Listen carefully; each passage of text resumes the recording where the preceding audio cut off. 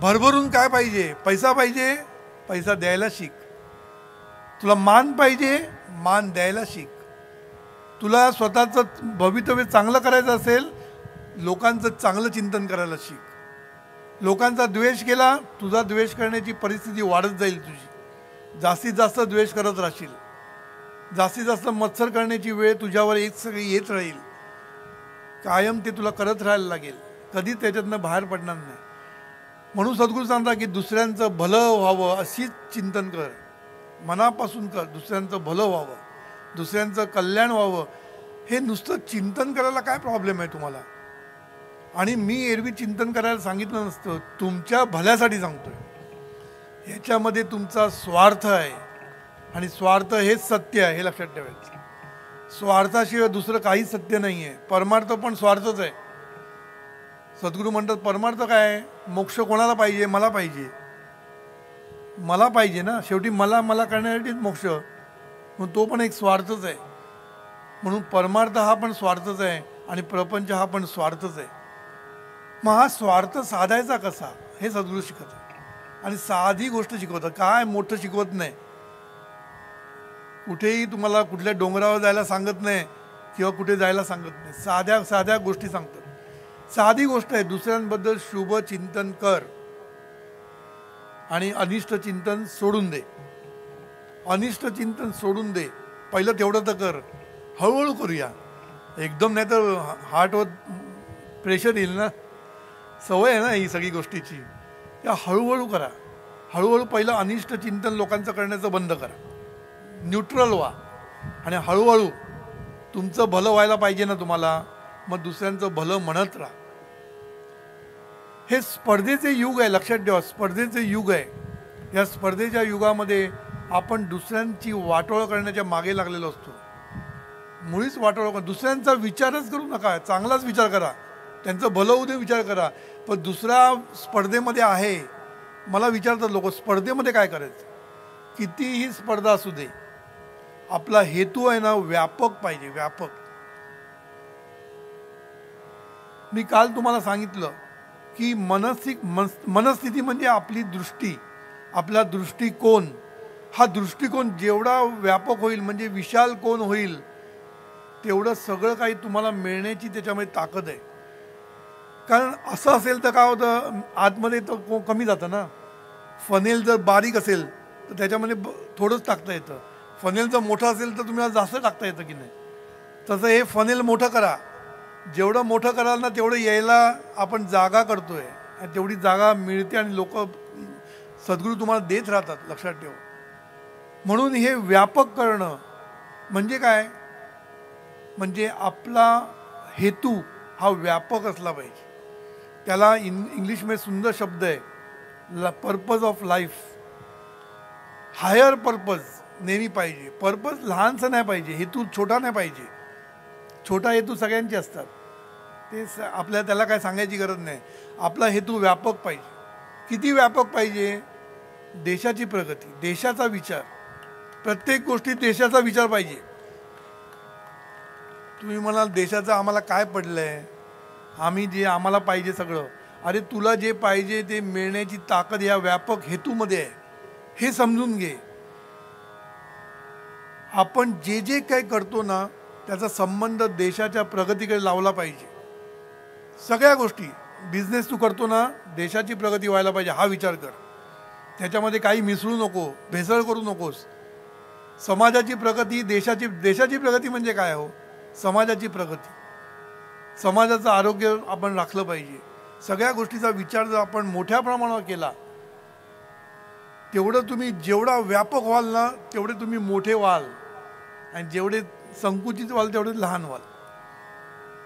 म्हणून व्यापक हेतू हा खूप महत्त्वाचा आहे. आणि व्यापक हेतू, सगळ्यात मोठा हेतू कुठला? तर सर्वांचं भलं हा सर्वात मोठा हेतू आहे. म्हणून सद्गुरूंनी पर्पज ऑफ लाईफ सांगितलं. आपलं या जन्माला येण्याचं कारण काय, हेतू काय. लोक म्हणतात आपण जन्माला का आलो हे माहीतच नाही, कोणालाच माहीत नाही. एका साहित्यिकाने असं वर्णन केलेलं आहे, कांटपासून ते विनोबा भावेपासून कोणालाही कळलं नाही असं त्याला वाटतं की जन्माला का आलो, आपल्याला जन्माला येण्याचा हेतू काय हे कोणाही तत्वज्ञान लोकांना कळलं नाही असं त्याला वाटतं. सद्गुरूंनी आपला एकदम सोपी गोष्ट नाही. आपण जन्माला का आलो, आपला हेतू जन्माला कशाला आलाय? आनंद वाटण्यासाठी, आनंद देण्यासाठी, आणि आनंद देता देता तो लुटण्यासाठी आपला जन्म आहे.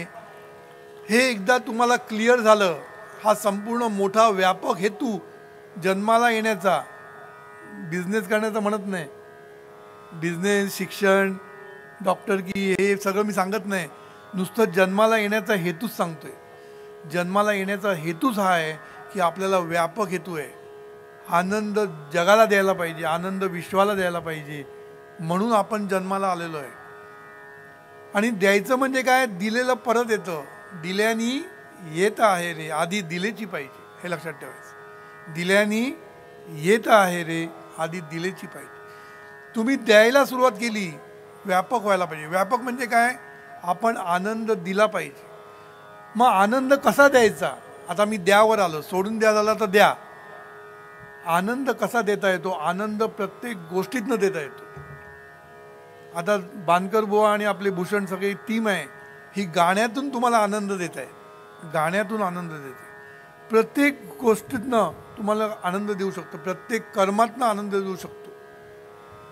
खरं म्हणजे एकीकडे असं म्हटलेलं आहे, every act is a celebration. बघा, मराठीत नंतर सांगतो. Every act is a celebration, every breath is a celebration, every moment is a celebration. म्हणजे काय? एव्हरी ॲक्ट म्हणजे तू जे जे कर्म करतो ते प्रत्येक कर्म म्हणजे सण आहे, आनंदाचा उत्सव आहे, आनंदाचं प्रक्षेपण आहे.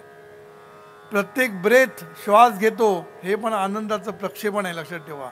आणि प्रत्येक मोमेंट, प्रत्येक क्षण हा सण आहे, लक्षात ठेवा. म्हणून एक लक्षात ठेवा, आपण सतत कृतज्ञ राहायला पाहिजे. प्रत्येक क्षणाचे काय ते क्षणाचे सोबती, प्रत्येक क्षणाचे आपण सोबती असले पाहिजे. म्हणजे काय? प्रत्येक क्षण हा सण म्हणून साजरा झाला. प्रत्येक कर्म, पहिल्यांदा कर्मच बघूया. प्रत्येक कर्म कशासाठी करायचं असतं? आनंदासाठी करायचं असतं. आनंदासाठी कर्म करायचं असतं, आनंदात कर्म करायचं असतं. आपण जे प्रत्येक कर्म करतो त्याच्यामध्ये 3 गोष्टी आल्या. त्या कर्म आनंदासाठी करायचं आहे, आनंदात करायचं आहे, आणि आनंद देत करायचं आहे. यालाच कर्मयोग म्हणतात. कर्मयोग म्हणजे खूप मोठ्या मोठ्या गोष्टी करायच्या नाहीत आपल्याला. कर्मयोग म्हणजे हाच, प्रत्येक गोष्ट आपण आनंदात करता आली पाहिजे, आपल्याला आनंद देण्यासाठी केली पाहिजे. म्हणून प्रत्येक कर्म जेव्हा तुम्ही कराल, प्रत्येक कर्म, तेव्हा तुम्ही एकच विचार करा, ह्याच्यातनं मी आनंद देतोय की नाही देतोय. टेस्ट. एवढं जर तुम्ही टेस्टिंग केलं, सतत सावध राहायला लागतं त्याच्यासाठी, सतत सावध. कारण आपण कळत न कळत करत असतो, न कळत खूप गोष्टी करतो आपण. म्हणून आपण प्रत्येक कर्म करताना आपण सावध, या कर्मातून मी आनंद देतोय. आता नुसतं आनंद देतो म्हणून सांगितलेलं नाही मी, त्याच्यातनं आनंद मिळाला पण पाहिजे. सद्गुरू प्रॅक्टिकल पुन्हा काय म्हणतात, त्याच्यातनं तुला आनंद पण मिळाला पाहिजे. कारण देण्यामध्ये आनंद आहे आम्हाला माहीत आहे, पण सगळं सोडून देऊ नको म्हणतात सध्या. तुझ्याकडे जे आहे नाही ते द्या, मल्टिप्लाय होऊन येईल म्हणून सगळं देऊन बसू नको. सद्गुरू प्रॅक्टिकल, तुझ्याकडे आहे ना त्याचं थोडं तरी दे, थोडं 1%, 2%, तुला जे काय पाहिजे ते तू दे. पण दिल्याने तुझ्याकडे भरभरून येणार आहे हे लक्षात ठेव. पण हे लक्षात ठेवून देऊ नको. हे फक्त तुम्हाला ज्ञानासाठी सांगतो. देताना पण 3-4 कंडिशन्स आहेत, लक्षात ठेवा. द्यायचं कसं? आपण दान देतो ना, दान, कुठलंही दान असू दे, अवयवदान असू दे, नेत्रदान असू दे, पैशाचं दान असू दे, नाहीतर कार्याचं दान असू दे, देताना काही कंडिशन्स आहेत, लक्षात ठेवा. म्हणजे त्याच्यावरनं दानाची श्रेष्ठता ठरते. तुम्ही जे देता ना त्याचं ग्रेड असते प्रत्येकाची. काही लोक देतात आणि सगळ्यांना सांगत सुटतात, मी दिलं, मी दिलं, मी दिलं, मी दिलं, मी दिलं.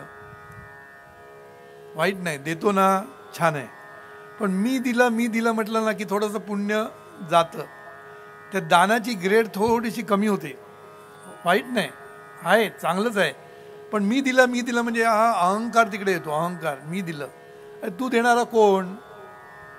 तू देणारा कोण? देतो ते सद्गुरू, देतो तो ईश्वर, या भावनेनेच दिलं पाहिजे. मी फक्त निमित्त आहे, देणारा निमित्त आहे. हे कठीण आहे, मी म्हणत नाही एका दिवसात जमेल, पण हे सगळं निदान ज्ञान तरी घ्या, त्याच्यातलं काहीतरी गोष्टी आपण करूया.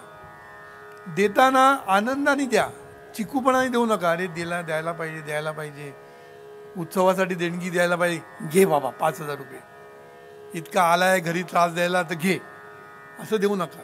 द्यायचं तर प्रेमाने द्यायचं, देऊ नका. आनंदाने द्या, मनापासून द्या, त्याला फायदा आहे.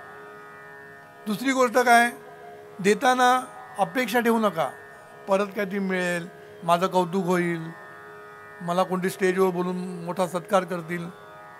केला तर मस्त आहे, तो आमच्या बाजूने आहे, आमच्या बाजूने आम्ही सत्कार करतो, हा आमचं कृतज्ञता व्यक्त करण्याचं साधन आहे. पण आपण देताना कधीही अपेक्षा ठेवायची नाही परत येण्याची. कारण अपेक्षा ठेवली की ग्रेड कमीच झाली समजा. पण अपेक्षा नाही ठेवली, अपेक्षेबाहेर तुम्हाला मिळेल, अपेक्षेबाहेर. साध्या गोष्टी येतो, पण ते करणं किती कठीण आहे तुम्हाला माहिती आहे. कारण ती मानसिकता नाही आपली. ही मानसिकता आपल्याला बदलली पाहिजे, त्याच्यासाठी ही साधना आहे, लक्षात ठेवा. सुरुवातीला नाही जमणार, पण हळूहळू देताना मिळण्याचा विचार करू नका. देताना मी दिलंय असा विचार करू नका. देताना कसं बाबा किटकिट करून देऊ नका. ह्या सगळ्या जर गोष्टी तुम्ही पाळल्या, आनंदात द्या, अपेक्षा ठेवू नका. कुठल्याच गोष्टीची अपेक्षा ठेवू नका. जेव्हा तुम्ही अपेक्षा ठेवता तेव्हा तुम्हाला मिळत नाही कुठली गोष्ट. अपेक्षा नाही ठेवली तर अपेक्षेबाहेर यश मिळतं, हे लक्षात ठेवा. म्हणून देताना कसं द्या, आनंदाने द्या. मला भरपूर मिळालं आहे म्हणून मी देतोय. सद्गुरूंनी किंवा ईश्वराने मला भरपूर दिलेलं आहे, मला भरपूर दिल्यामुळे मी देऊ शकतोय, म्हणून ईश्वराचे आभार माना. मी देऊ शकतो, ही किती माझ्यासाठी मोठी बाब आहे तुम्हाला माहिती आहे. आपण देऊ शकतो ही खूप मोठी गोष्ट आहे. आणि ही गोष्ट कोणामुळे आली आहे? ईश्वरामुळे आणि सद्गुरूंमुळे. म्हणून सद्गुरूंना थँक्यू म्हणायचं, तुझ्यामुळे मी देऊ शकतोय. जितकी देशील तेवढी तुमची देण्याची पात्रता वाढत जाईल, हे साधे सूत्र आहेत, ही लक्षात ठेवा. ही सूत्र तुम्ही आयुष्यामध्ये आचरणात आणा. मी सांगतो ना, लोक म्हणतात भारत देश गरीब आहे. भारत देश गरीब नाही आहे. भारतामध्ये भरपूर रिसोर्सेस आहेत. भारतामध्ये काय नाही असं नाही. भारतामध्ये माणसांचे विचार दरिद्री आहेत, हे लक्षात ठेवायचं. देश गरीब नाही आहे. देश कशाला गरीब आहे? आपल्या भारतासारख्या देशासारखे रिसोर्सेस कुठल्याच देशात नाही आहेत. जपानमध्ये जाऊन बघा, एकही रिसोर्स त्यांच्याकडे नाही आहे. कधी भूकंप होऊ शकतो, कुठलेच रिसोर्सेस त्यांच्याकडे, आयर्न ओर नाही आहे, धान्य नाही, काही नाही. सगळं त्यांना इम्पोर्ट करायला लागतं. आणि आपल्याकडे सगळं भरभरून आहे, पण विचार दरिद्री आहेत. म्हणून देश गरीब नाही आहे, देशातील माणसं दरिद्री विचार करणारी आहेत. म्हणून विचार दरिद्री करण्याचं सोडून द्या, देश श्रीमंत होईल. लक्षात ठेवा, देश श्रीमंत होईल. हा विचार आहे ना, खूप महत्त्वाचा आहे, लक्षात ठेवा. आणि हे विचार आहेत ना, करण्याची एक पद्धत असते. तुम्हाला एक गंमत सांगतो, पोलिसांना बघून मला आठवण झाली. आपला एक सैनिक, त्याला परमवीर चक्र मिळालं. त्या सैनिकाला जेव्हा परमवीर चक्र करताना इंटरव्ह्यू घेतला की तुला एवढं परमवीर चक्र तुला काय वाटतंय, त्यांनी काय सांगितलं, त्या जागेवर मी होतो म्हणून मी हे केलं आणि मला परमवीर चक्र मिळालं. माझ्या जागी कुठलाही सैनिक तिकडे असता तर त्यांनी हेच केलं असतं आणि त्याला परमवीर चक्र मिळालं असतं. म्हणून मी केलं ते मोठं काही केलं नाही आहे, मला संधी मिळाली. काय विचार आहेत बघा, याला विचार म्हणतात. म्हणून सैनिकाबद्दल आपल्याला कायम, आणि पोलिसांबद्दल कृतज्ञता पाहिजे. आपल्याला कायम कृतज्ञता पाहिजे.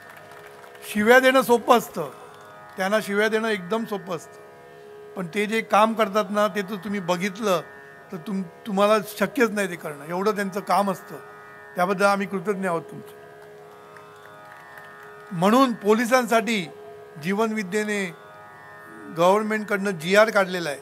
गव्हर्नमेंटने GR काढलेला आहे की सगळ्या पोलिसांना जीवनविद्येचं शिक्षण 2 दिवसासाठी त्यांना काय म्हणतात, स्पेशल लीव देण्यात येणार आहे. ह्याचा GR निघालेला आहे, सगळीकडे पोचला की नाही मला माहीत नाही, पण आमच्या कर्जतमध्ये किंवा आम्ही तिकडे जाऊन त्यांना जीवनविद्येचं ज्ञान देतो आहे. प्रत्येक पोलीस त्यांच्या ट्रेनिंग अकॅडमीमधनं बाहेर पडताना त्यांना जीवनविद्येचं 1 दिवसाचं ट्रेनिंग दिलं जातं.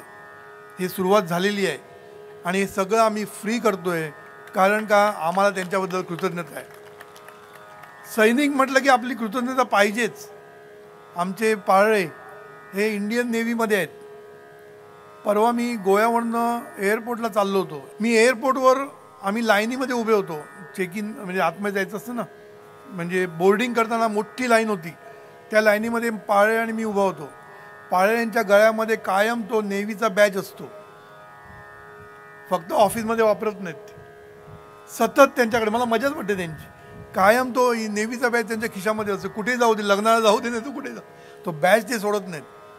त्यांना ते गोल्ड मेडल वाटतं, आपलं मेडल, इंडियन नेव्हीचं मेडल वाटतं त्यांना. तर त्याला ते बॅजचं हे दिसलं. त्याला तिथे एक माणूस उभा होता एअरपोर्टमधला, त्याला ते दिसलं. त्यांनी काय सांगितलं, साहेब तुम्हाला रांगेत राहायची गरज नाही, तुम्ही सरळ जाऊ शकता. ह्याला म्हणतात कृतज्ञता. अशी कृतज्ञता प्रत्येकाची पाहिजे. आज सैनिक जेव्हा त्याचं वीरमरण होतं, त्याच्यानंतर त्याच्या बायकोला पेन्शन मिळण्यासाठी, त्याला ते भूखंड मिळण्यासाठी इतका त्रास होतो. पेपरात येतं ते सांगतो, आपल्याला माहीत नाही. 14 वर्ष लागतात तो भूखंड जो आपल्या नावाचा मिळण्यासाठी. म्हणून आपण जितकी मदत करता येईल, सैनिकांना, पोलिसांना जितकी मदत करता येईल ती केली पाहिजे. आपण एवढं तरी देशासाठी आपण करू शकतो. देशासाठी आपण त्याग करू शकत नसला तरी देशासाठी आपण काहीतरी करू शकतो. त्याग करणं जर आपल्याला शक्य नसेल, कारण ते मरण सोपं नाही आहे, लक्षात ठेवा. ते करणं जर सोपं नसेल ना, सोपं नाही आहे, तर निदान त्यांची जाणीव ठेवणं तरी शक्य आहे. आपल्याला त्यांच्याबद्दलची जाणीव ठेवणं शक्य आहे. एवढं तरी आपण करूया. तर मी काय सांगत होतो की आपण देता आलं पाहिजे, आपल्याला सतत देता आलं पाहिजे लोकांना. जेवढं द्याल ना तेवढं तुमच्याकडे भरून येईल. म्हणून देताना कुचकुच करू नका. आपण बघा, आपण बाकीच्या गोष्टी करताना आपण एकदम रंगात येतो, रंगात. दुष्कर्म करताना रंगात येतो आपण, पण चांगलं सत्कर्म करताना आपल्याला खूप त्रास होतो. जी गोष्ट सोपी आहे त्याला आपल्याला त्रास होतो, आणि जी कठीण आहे त्याला आपल्याला मजा येते. बघा, मुलांचं पण बघितलं ना, मुलांना खेळायला किती सांगा, थकायला होतं खरं म्हणजे, पण त्यांना आनंद असतो. आणि अभ्यास घर बसल्या AC मध्ये बसून केला तर त्यांना त्रास होतो. हाय, असंच आहे. हे चक्रच उलट आहे सगळीकडे. म्हणून देशाचा विचार करायचा. देशाचा विचार करायचा म्हणजे कोण, आपण देश म्हणजे कुठला वेगळा नाही, आपणच सगळे मिळून देश आहे. म्हणून देशाचा विचार करायचा म्हणजे व्यापक व्हायचं, व्यापक. म्हणून डॉक्टरनी फक्त पैसा किती मिळेल त्या पेशंटकडनं विचार नाही करायचा. त्यांनी काय विचार करायचा, व्यापक, की मी समाजाचं आरोग्य राखीन, मी समाजाचं आरोग्य राखीन. हा जर विचार केला तर त्या डॉक्टरकडे पैसा भरपूर येईल, त्याला काही कमी पडणार नाही. लक्षात ठेवा, काही कमी पडणार नाही. दिल्याने कुठलीच गोष्ट कमी पडत नाही, कारण दिल्याने मल्टिप्लाय होऊन परत येतं, भरून परत येतं. त्यामुळे कधीच कमी पडत नाही. हा निसर्गाचा नियम आहे, लक्षात ठेवा. एखाद्या पाईपमध्ये व्हॅक्यूम करायचा प्रयत्न केला, माहिती आहे ना, पाईप असतो त्याच्यातनं हवा काढायचा प्रयत्न केला, दुसरीकडनं हवा जोरात घुसते आतमध्ये, घुसते की नाही, करून बघा. एकीकडनं हवा काढायचा प्रयत्न केला, दुसरीकडनं हवा घुसते की नाही बघा. तसं दिल्याने येतं, जोरात येतं, जोरात. कधी कमी पडणार नाही, लक्षात ठेवा. कधीच आयुष्यामध्ये कुठलीच गोष्ट कमी पडणार नाही, भरून तुम्हाला मिळेल सगळ्या गोष्टी. फक्त वृत्ती बदला, वृत्ती, देण्याची वृत्ती असू दे. देणं म्हणजे नुसतं पैसा नाही, मी सांगितलं, सगळ्या गोष्टी देण्याची वृत्ती पाहिजे. पैसा दिला तर मजाच आहे, पैसा पण भरपूर येईल. आज आपल्याकडे पैसा येत नाही. काल मी सांगितलं की आपल्याकडे पैसा नाही, आपण दरिद्री का आहोत, कारण विचार दरिद्री. प्रत्येकाला विचार हाच कारणीभूत आहे, लक्षात ठेवा. आपले विचार दरिद्री असतात. आपले लोक बघा, मराठी माणूस, आता आपण मराठी म्हणून मी मराठी माणूस म्हणतो, आपल्या मराठी माणसाला विचार की पैसा वाईट, हा पैसा आला घरात की प्रॉब्लेम सुरुवात होतात. म्हणजे पहिलाच दरिद्री विचार. दुसरं काय म्हणतात, पैसेवाल्याकडे पैसा जातो, म्हणजे माझ्याकडे येत नाही, पैसेवाल्याकडे जातो. म्हणजे तोच सांगतो पैशाला कुठे जायचं ते. म्हणजे आपणच विचार असे करतो ना की पैशाला इथे येऊ नको रे बाबा, तिकडे जा. काय धट्टी कट्टी गरिबी बरी, लोळी पांगळी श्रीमंतीपेक्षा. कशाला श्रीमंती धट्टी कट्टी असू शकत नाही, दरिद्री विचार. म्हणजे आयदर लुळी पांगळी गरिबी नाही धट्टी कट्टी गरिबी, नाही तर लुळी पांगळी श्रीमंती. आणि त्याच्यामध्ये ये कुठेतरी धट्टी कट्टी श्रीमंती म्हटलं तर होणार आहे, लक्षात ठेव. म्हणून आपल्याकडे पैसा काय येत नाही, पैसेवाल्याकडे पैसा काय जातो, कारण तो सतत पैशाचा विचार करतो. बघा मी काय म्हणतो ते ऐकून घ्या. पैसेवाल्याकडे पैसा काय जातो, कारण तो सतत पैशाचा विचार करतो, बाकी कशाचा विचार करत नाही. म्हणून त्याला फक्त पैसा मिळतो, सुख समाधान शांती मिळत नाही. ही मजा आहे, कारण तो नुसता पैशाचाच विचार करतो ना. घे पैसा, जो विचार करणार ते तुला मिळणार. पण त्याच्याबरोबर मग बाकीच्या गोष्टी सुरू होतात, कारण तो बाकीच्या दुष्कर्म चालू असतात, त्याची दुष्कर्म सगळी चालू असतात. पैसा लुबाडतो, हे करतो, सगळं करतो, आणि तो पैसा मिळवायचा प्रयत्न करतो. त्यामुळे काय होतं की पैसा त्याच्याकडे येतो, कारण विचार पैशाचा केलेला आहे, यायलाच पाहिजे. पण त्याच्याबरोबर सुख शांती समाधान हे येत नाही. बाकीच्या गोष्टी नको त्या गोष्टी तुझ्यावर येतात. म्हणून जर पैसा पाहिजे असेल तर पैशाचा चांगला विचार केला पाहिजे. चांगला विचार करायचा म्हणजे काय, पैशाबद्दल वाईट विचार करू नका. पैसा वाईट आहे, पैशाने सगळे प्रॉब्लेम निर्माण म्हणू नका. पैसा वाईट नसतो. सद्गुरूंनी एकदा सांगितलं होतं, पैसा काळा किंवा गोरा नसतो, काळे गोरे तुम्ही असतात. आपण पैशाला काळा गोरा म्हणतो, हे काय, पैसा पांढरा आणि पैसा काळा नाही आहे. तुम्ही गोरे की काळे तुम्ही आहात सध्या, लक्षात ठेवा. तुमचं मन काय आहे ते त्याला महत्त्व आहे. पैसा चांगलाच असतो. म्हणून आपण एक लक्षात ठेवलं पाहिजे की पैसा पाहिजे ना, पैशाचा विचार कर. पैसा पाहिजे ना, द्यायचा विचार कर, भरभरून येईल. तुम्हाला जे काही असेल त्याच्यामधलं थोडंसं आपण चांगल्या समाजकार्यासाठी द्यायचं. बघा काय होईल ते. तुमची देण्याची क्षमता, देण्याची पात्रता वाढत जाईल. एवढी वाढत जाईल की तुम्ही आणखीन देत राहाल.